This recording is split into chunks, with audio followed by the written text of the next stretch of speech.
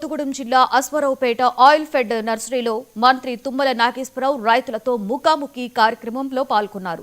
గానోడర్మా fungus తో palm oil చెట్లు పాడవుతున్నాయని, దీనికి తాత్కాలిక ఉపశమనమే తప్ప శాశ్వత పరిష్కారం ఇంతవరకు లభించలేదని, మలేషియా వంటి దేశాలలో ఫంగస్ నివారణ కోసం విత్తన దశలోనే చర్యలు తీసుకుంటున్నారంటూ అవే జాగ్రత్తలను ఇకపై మనం కూడా తీసుకుని చెట్లను కాపాడుకోవచ్చని మంత్రి తుమ్మల రైతులకు సూచించారు. మలేషియా నుండి దిగుమతి చేసుకున్న పొట్టి రకం విత్తనాలను మంత్రి, ఎమ్మెల్యేలు Jare Adinarayana, Matta Ragamayi, oil fed chairman Janga Raghava Reddy వ్యవసాయ విద్యార్థులతో కలిసి నాటారు. తెలంగాణలో ఇంకా 20 లక్షల ఎకరాల పామాయిల్ సాగుకు అవకాశం ఉందని, కనీసం 10 లక్షల ఎకరాల సాగు లక్ష్యంగా ఆయిల్ ఫెడ్ పనిచేస్తుందని మంత్రి తుమ్మల చెప్పారు. ప్రపంచంలో జరుగుతున్న మార్పులకు తగ్గట్లుగా రైతులు కూడా మారుతూ వ్యవసాయం చేయాలి అని మంత్రి తుమ్మల రైతులకు సూచించారు.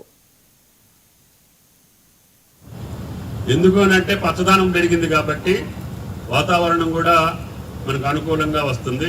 వాతావరణం అనుకూలంగా ఉంటే అన్ని సక్రమంగా జరుగుతాయి. కాబట్టి దయచేసి మీరు అడిగిన ఇందాక గురునాథ్ రెడ్డి గారు అడిగారు, దానికి కావాల్సినటువంటి ఫార్మ్ మెకనైజేషన్, పామ్ ఆయిల్కి సంబంధించి అన్నింటినీ ఏర్పాటు చేయమని చెప్పాం. మందులు, ఇంతకుముందు మందులు ఇస్తే కూడా దుర్వినియోగం అయ్యేది. మొక్కలు ఇస్తే కూడా మొక్కల పక్కనేసి ముందు కట్టలో వేరే పొలానికి వేసుకునే అవకాశాలు ఉండేవి. అన్ని అనర్థాలు జరిగినాయి, అన్ని అరిష్టాలు జరిగినాయి. కానీ ఇప్పుడు రైతులందరికీ అర్థమైంది. అందరు ఎక్కడ ఉన్న గిరిజన రైతు కూడా 300 కాదు 400 మొక్క పెట్టైనా కొనుక్కునే అవకాశం వాళ్ళు తీసుకుంటున్నారు. అంటే దీంట్లో నిలబడగలుగుతాము. ఈ వ్యవసాయంలో రైతుకి స్థిరంగా ఉంటుంది, ఒడిదుడుకులు ఉండవు. ఉన్న కాడికి మనం జాగ్రత్తగా చేసుకుంటే పర్వాలేదని చెప్పి 16-17 టన్నులు తెచ్చిన దళిత రైతులు కూడా ఉన్నారు, గిరిజన రైతులు కూడా ఉన్నారు. అందరం కూడా కష్టపడి ఈనాడు అందరూ వచ్చి అశ్వారావుపేటలో చూస్తున్నారు అని అంటే రాష్ట్రం